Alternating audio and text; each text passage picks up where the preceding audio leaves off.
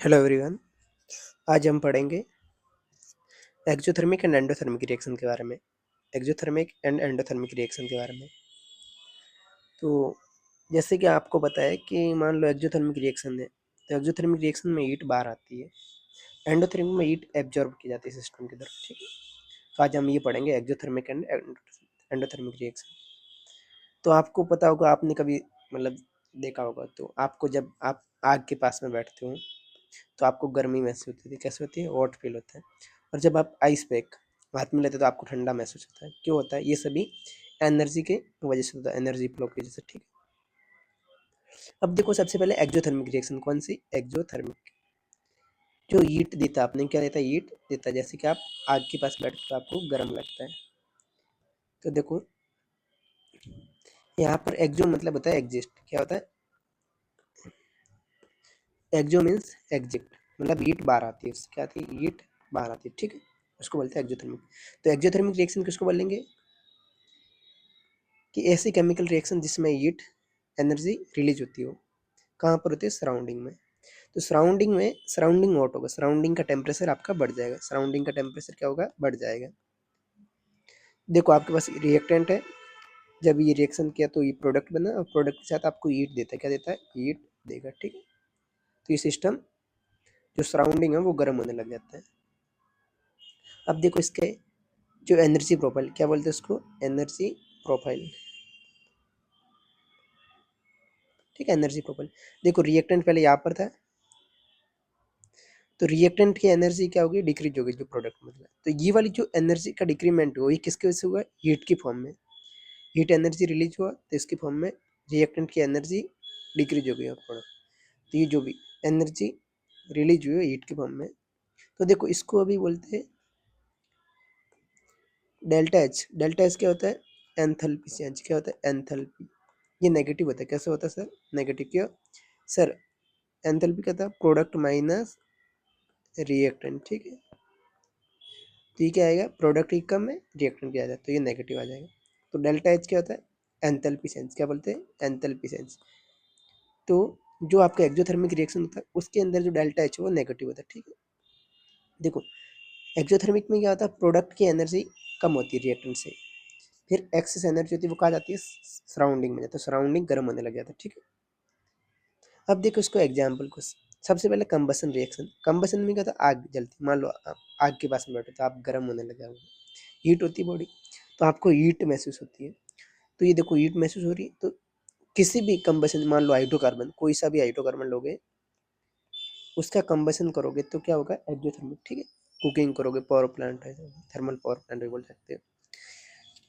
तो मान लो मीथेन का आप कंबसन करते हो तो CO2 प्लस H2 प्लस आपको हीट महसूस होती है। ठीक है, फिर न्यूट्रलाइजेशन रिएक्शन। न्यूट्रलाइजेशन रिएक्शन किसको बोलते हैं sir? Acid plus base. Acid plus base. Acid plus base की रिएक्शन करो, NaCl सॉल्ट बनता है, H2 पानी बनता है, एंड हीट आपको मिलता है। ठीक है, तो ये न्यूट्रलाइजेशन रिएक्शन है। न्यूट्रलाइजेशन रिएक्शन में आपको हीट मिल रहा था, मतलब एक्सोथर्मिक है। फिर रेस्पिरेशन में, रेस्पिरेशन में क्या होता है?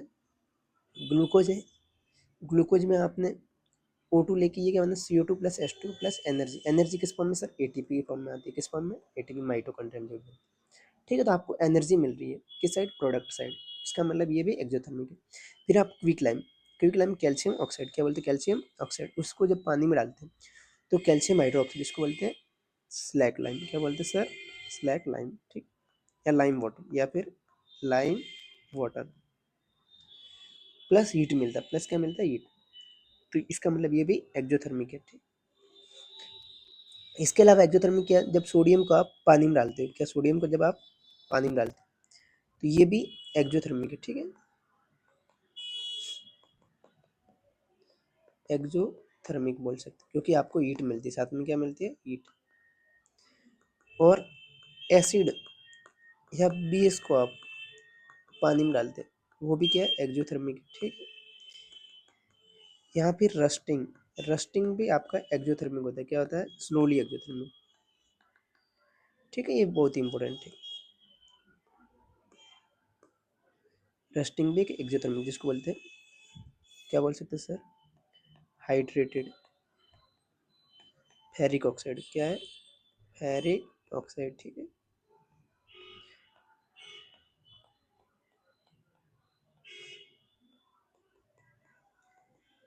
तो ये आपकी रस्टिंग है, रस्टिंग पे। और सर और क्या बोल सकते हैं?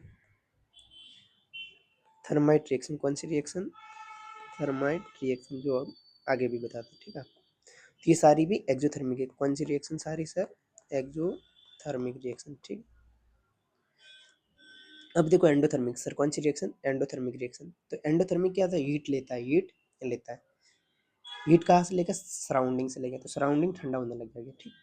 तो एंडो का मतलब एंटर होता है, enter of the heat, system के अंदर हीट जाएगी, ठीक है। देखो यहाँ पर एरो किया, सिस्टम के अंदर हीट जाएगी, ये सिस्टम है तो इसके अंदर हीट जाएगी, तो बार वाला ठंडा हो जाएगा, सिंपल सी बात। तो एंडोथर्मिक रिएक्शन क्या होती है?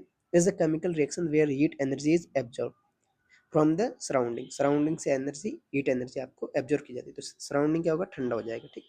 अब देखो ये रिएक्टेंट है, ये प्रोडक्ट साइड है, ये रिएक्टेंट है। तो रिएक्टेंट साइड आप हीट ले रहा है, ये क्या ले रहा है? हीट एनर्जी ले रहा है, तो इसको बोलते हैं एंडोथर्मिक, क्योंकि हीट इसको एब्जॉर्ब कर रहा है। अब देखो इसके एनर्जी प्रोफाइल क्या है? ये आपके पास रिएक्टेंट था, उसने कुछ एनर्जी एब्जॉर्ब किया हीट के फॉर्म में, तो इसका एनर्जी बढ़ गया, तो ये प्रोडक्ट में कन्वर्ट हो गया। तो यहाँ पर जो डेल्टा एच है, क्या सर? डेल्टा एच वो पॉजिटिव आता है, क्या आता है सर? पॉजिटिव। डेल्टा एच के एंथैल्पी चेंज क्या है सर? एंथैल्पी, ठीक है। Enthalpy of the chemical reaction is a positive, product minus reactant लिख देते हैं आप, प्रोडक्ट माइनस रिएक्टेंट, तो पॉजिटिव आएगा, क्या आएगा? पॉजिटिव। अब देखो प्रोडक्ट की एनर्जी ज़्यादा है, सिंपल सी बात, रिएक्टेंट की कम है, एक्स्ट्रा एनर्जी जरूरत पड़ती है, किसकी एक्स्ट्रा एनर्जी? हीट के फॉर्म में अपन देते हैं, ठीक है। अब देखो इसकी एग्जांपल्स, तो फोटोसिंथेसिस, फोटोसिंथेसिस में क्या, जो यूवी लाइट होती है, जो भी क्या बोले सनलाइट है, सनलाइट की प्रेजेंस में रिएक्शन होती है, तो सनलाइट रिएक्टेंट ने एब्जॉर्व किया, तो देखो यहाँ पर आपके पास CO2 है प्लस H2 है प्लस सनलाइट, तो ये ग्लूकोज बनता है और O2 बनता है, तो ये सनलाइट इसने रिएक्टेंट साइड यूज़ किया, मतलब सनलाइट एब्जॉर्व किया, तब जाके फोटोसिंथेसिस, इसका मतलब ये एंडोथर्मिक रिएक्शन है, ठीक। फिर इलेक्ट्रोलाइसिस, इलेक्ट्रोलाइसिस में आपको पानी, इलेक्ट्रो मतलब इलेक्ट्रिसिटी, लाइसिस मतलब तोड़ना, लाइसिस मतलब तोड़ना, ठीक। इलेक्ट्रिसिटी से तोड़ना, तो H2 को तोड़ रहे हैं, अब इलेक्ट्रिसिटी दे रहे हैं, H2 प्लस O2 बन रहा है, तो इसका मतलब इलेक्ट्रिसिटी की नीड पड़ी, इसको एनर्जी की नीड पड़ी, इसका मतलब एंडोथर्मिक, ठीक। फिर जो भी डिकम्पोजिशन रिएक्शन होती है, थर्मल डिकम्पोजिशन, ठीक है, इलेक्ट्रिकल डिकम्पोजिशन, जो भी डिकम्पोजिशन रिएक्शन होती है वो सारी एंडोथर्मिक होती है, क्योंकि उनको हीट, मान लो कैल्शियम कार्बोनेट होगा, तो कार्बोनेट जब भी टूटता है तो CO2 में टूटता है, और कैल्शियम ऑक्साइड, तो आपको हीट देनी पड़ी यहाँ पर। इसको बोलते हैं लाइम स्टोन, क्या बोलते हैं? लाइम स्टोन, मार्बल, ठीक, लाइम स्टोन, मार्बल, और ये तो क्विक लाइम है, ठीक। फिर अमोनियम नाइट्रेट को डिजोल्व करते हैं, तो आज जैसे आइस पैक की तरह आप देख सकते हो। फिर इसके बाद कोई और एग्जांपल है दो तीन जो इम्पोर्टेंट, ठीक है। तो देखो एक्जोथर्मिक के एग्जांपल है, तो पहले थर्माइट रिएक्शन, कौन सी रिएक्शन? थर्माइट, थर्माइट रिएक्शन कौन सी? रेलगाड़ी में जो ट्रेन, रेल, रेल की वेल्डिंग करते हैं, तो आप फेरिक लेते, क्या लेते हो? फेरिक ऑक्साइड, ठीक है, Fe2O3 प्लस एल्यूमिनियम, तो यहाँ पर एल्यूमिनियम Al2O3 प्लस फेरस, तो ये वेल्डिंग में काम आ जाता है, ठीक है। बहुत ही हाई एनर्जी रिलीज होती है, high energy heat energy release होती है, ठीक है।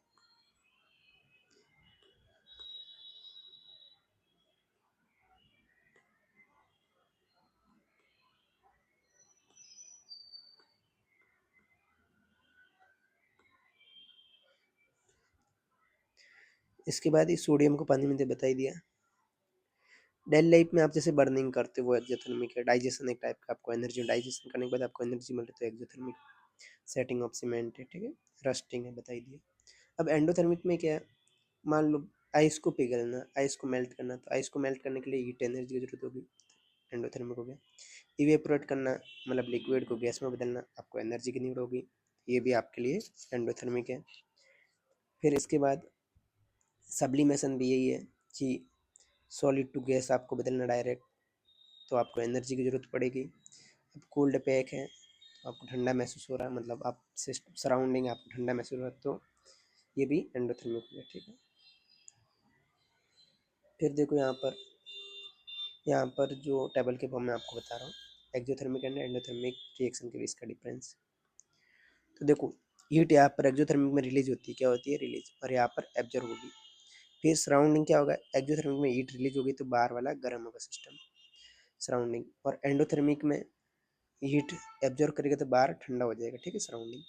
फिर एनर्जी ग्राफ, ये एक्सोथर्मिक में हीट रिलीज हुआ, मतलब हीट का एनर्जी का लॉस हुआ, एनर्जी का लॉस हुआ तो डाउनवर्ड, कैसे होगा, डाउनवर्ड। एंडोथर्मिक में हीट एनर्जी एब्जॉर्ब किया तो एनर्जी बढ़ जाएगा तो अपवर्ड कर्व, कौन सा, रेस्पिरेशन में क्या होता है, आपको एनर्जी मिलता है, आपको एनर्जी मिलता है मतलब एक्सोथर्मिक, ठीक।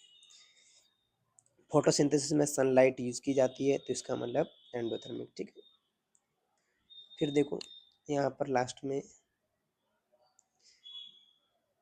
कि मान लो बर्निंग कर रहे, क्या कर रहे सर, बर्निंग, कोई भी किसी भी चीज़ को जला रहे हो तो आपको हीट मिल रही है, हीट एनर्जी मिल रही है तो इसका मतलब एक्सोथर्मिक है। रेस्पिरेशन में आपको एनर्जी एटीपी फॉर्म में तो एक्सोथर्मिक हो गया। फ्रीजिंग, देखो फ्रीजिंग उल्टा करो, फ्रीजिंग मतलब आप जमा रहे हो किसी चीज़ को, तो ये कौन सा हो गया, एक्सोथर्मिक, ठीक है। अब कंडेंसेशन कर रहे, कंडेंस कर ठंडा करना है, इसका मतलब ये भी एक्सोथर्मिक है। मेल्टिंग करना है, तो मेल्टिंग के लिए आपको हीट एनर्जी की जरूरत पड़ती है, एंडोथर्मिक हो गया। इवेपोरेट करना है तो एंडोथर्मिक, बॉइलिंग करना है एंडोथर्मिक, ठीक है।